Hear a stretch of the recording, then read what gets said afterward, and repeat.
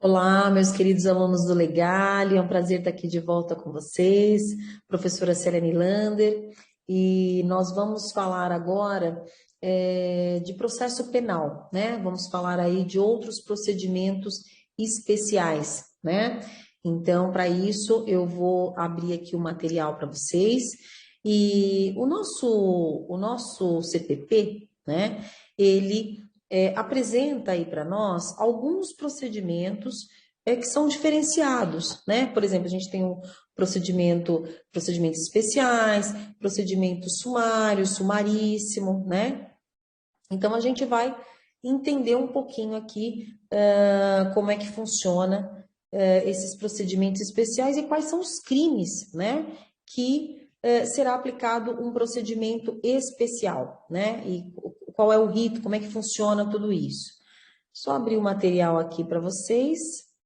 Deixa eu ver se é esse aqui mesmo. Isso.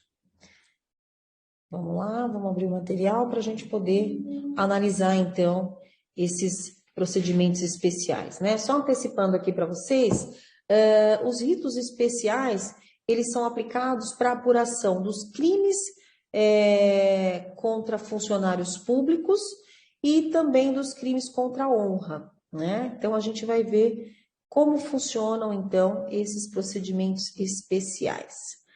Aqui, vamos abrir o material? Então, vamos verificar lá.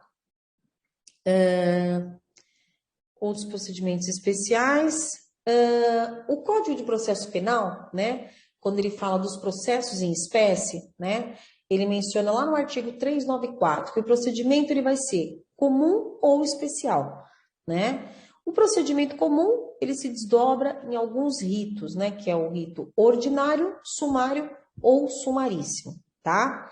Então, o procedimento comum acaba tendo esse desdobramento em relação ao procedimento ordinário, sumário e sumaríssimo. Já os procedimentos especiais estão previstos lá no Código de Processo Penal e também em algumas legislações aí extravagantes, né? Então, são regramentos que utilizam de modo supletivo as normas do procedimento comum, tá? Conforme previsão expressa do CPP no artigo 394, parágrafo 5º, né? Que diz lá, aplicam-se subsidiariamente aos procedimentos especial, sumário e sumaríssimo, as disposições do procedimento ordinário, tá? Então, são esses os procedimentos que nós temos.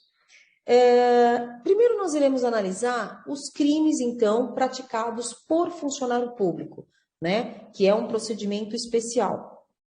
Primeiramente, o artigo 327, ele fala de quem é o funcionário público. Então, diz lá, considera-se funcionário público para os efeitos penais quem, embora transitoriamente, não importa se é efetivo, se é transitório, ou sem remuneração, isso também não importa, aquela pessoa que exerce cargo, emprego ou função pública, tá? Então, o 327, ele entende lá, ele traz aí a definição de funcionário público para os efeitos penais, né? Parágrafo 1º, ele diz, equipara-se a funcionário público quem exerce cargo, emprego ou função em entidade paraestatal e quem trabalha para empresa prestadora de serviço contratada ou conveniada para execução de atividade típica da administração pública. Então, são aquelas pessoas que exercem um cargo que, de alguma maneira, elas prestam serviços para a atividade pública, administração pública. Então, ainda que elas não sejam efetivamente contratadas pela administração pública, né? Então, o parágrafo 1º, ele traz lá, então, essa equiparação de funcionário público. Então, o funcionário público é todo aquele empregado de uma administração estatal que mantém um vínculo com o Estado, tá? Então, o que a doutrina traz para a gente, né? Plácido e Silva diz lá, já assim se diz, no sentido da lei brasileira, para a pessoa que está legalmente investida em cargo público e, desse modo, toda pessoa que exerce cargo criado por lei, em número certo e denominação própria, remunerado pelos cofres públicos. Então, aquela pessoa que é contratada, né, para exercer uma função pública ou aquela prestadora de serviços a instituições públicas, ou que é paga pelos cofres públicos, né? E lembrando que ela pode ser remunerada ou não, basta que ela esteja aí numa atividade vinculada ao poder público. O parágrafo 2º do artigo 327, ele cria, inclusive, uma majorante a ser aplicada na hipótese dos crimes praticados por estas pessoas, tá? Então, o parágrafo 2º fala que a pena será aumentada da terça parte quando os autores dos crimes previstos neste capítulo forem ocupantes de cargos ou comissão ou de função de direção ou assessoramento de órgão da administração direta, sociedade de economia mista, empresa pública ou fundação instituída pelo poder público, né? Ainda prevê o CPP regras de procedimentos especiais para processos referentes aos crimes de responsabilidade dos funcionários públicos, está lá no artigo 513 e 518 do CPP. No sentido estrito, a expressão crime, gente, de responsabilidade, né? Ela refere-se às infrações político-administrativas, né? Sujeitas a sanções político-administrativas, como, por exemplo, perda do cargo, né? Perda do cargo, de função, de mandato, né? E submetidas, então, à jurisdição política, Senado, Câmara dos Deputados, Assembleia Legislativas, câmaras municipais, tá? Entretanto, em sentido mais amplo, a denominação ela abrange todos os delitos praticados no exercício de função pública, né? Do executivo, legislativo ou judiciário. Então, vamos lá.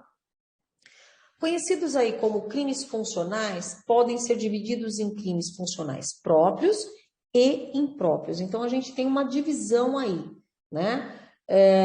Os crimes funcionais próprios, eles só podem ser praticados por funcionários públicos, tá? Ou seja, a conduta apenas é ilícita quando praticada por um funcionário da administração pública.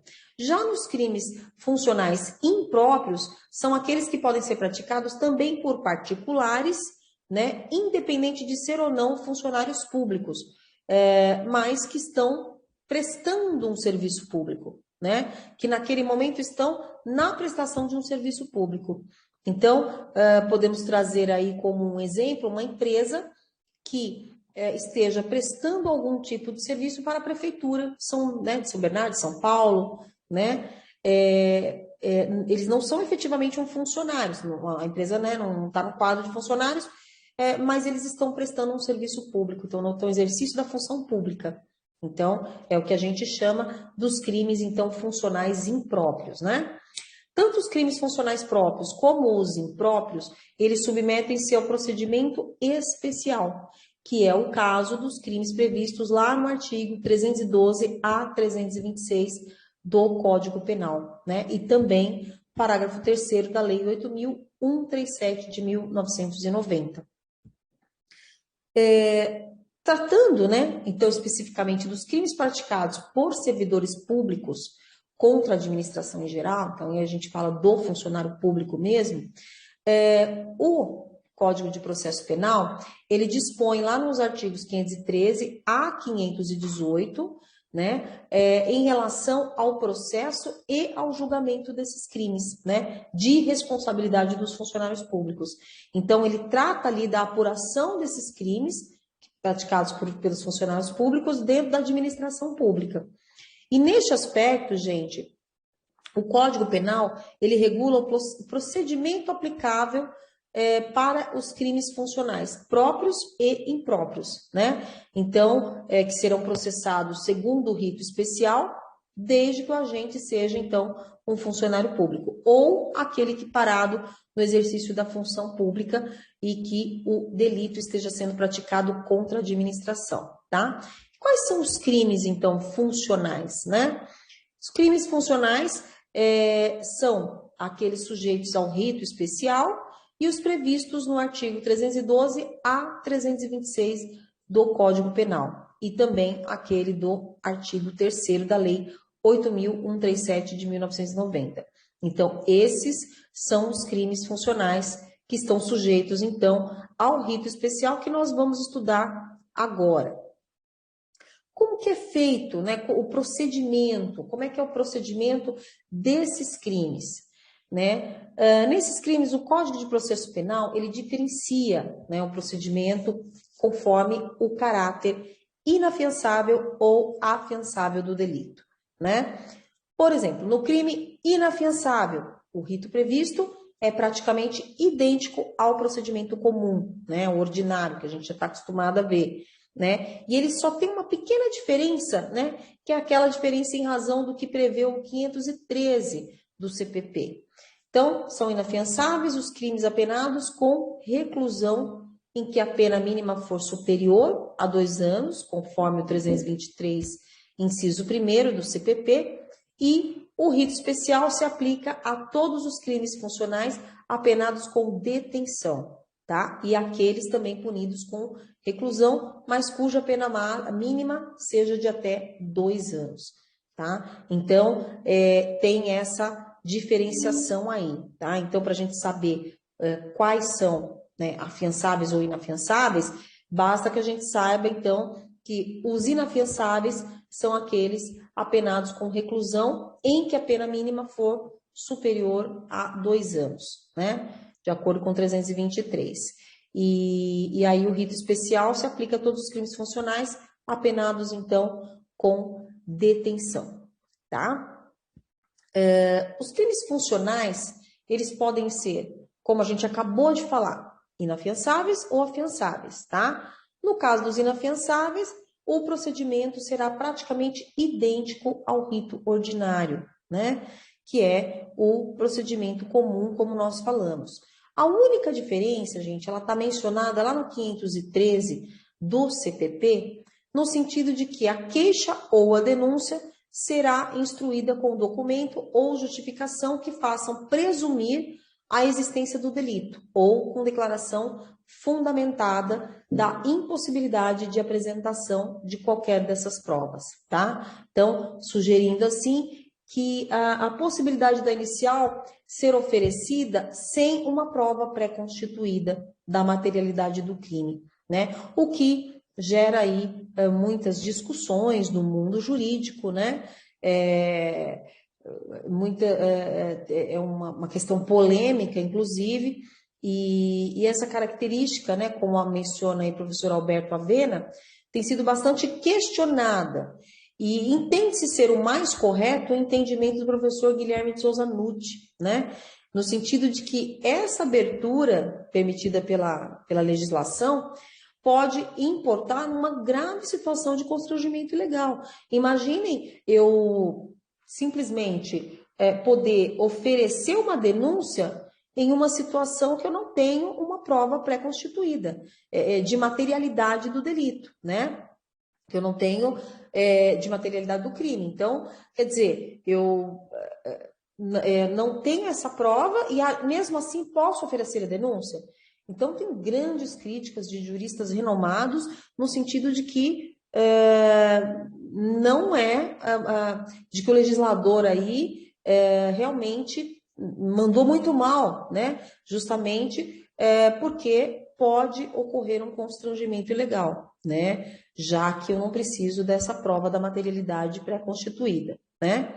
Em se tratando de crimes afiançáveis, deve ser conciliado o procedimento constantes lá no artigo 513 a 518, né, do CPP, né, com os estabelecidos no 394, parágrafo 4º também do CPP, né, que prevê o quê? Que as disposições do 395 ao 398 aplicam-se a todos os procedimentos de primeiro grau, tá? Então, aqueles crimes afiançáveis serão regidos aí pelo procedimento desses artigos que nós acabamos de citar, tá?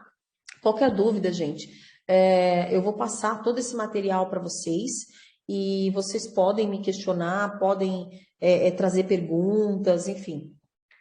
Teria o maior prazer em respondê-las aí, tá? No crime afiançável, né, estabelece lá o artigo 514 do CPP, que antes do recebimento da inicial, deve o acusado ele ser notificado para apresentação de defesa preliminar, né, seguindo aí de resto, a disciplina do procedimento comum ordinário, tá? Então, nós temos lá, vamos fazer aí esmiuçar tudo isso, né? Primeiro, nós temos o quê? Oferecimento da denúncia ou da queixa, né? Então, a inicial deve observar os requisitos do artigo 41 do CPP, né? Que vai instruída com os documentos ou justificativas que façam presumir a existência do crime, obviamente, ou declaração fundamentada quanto à possibilidade de produzir essa prova, né? De trazer aí para o juízo essa prova.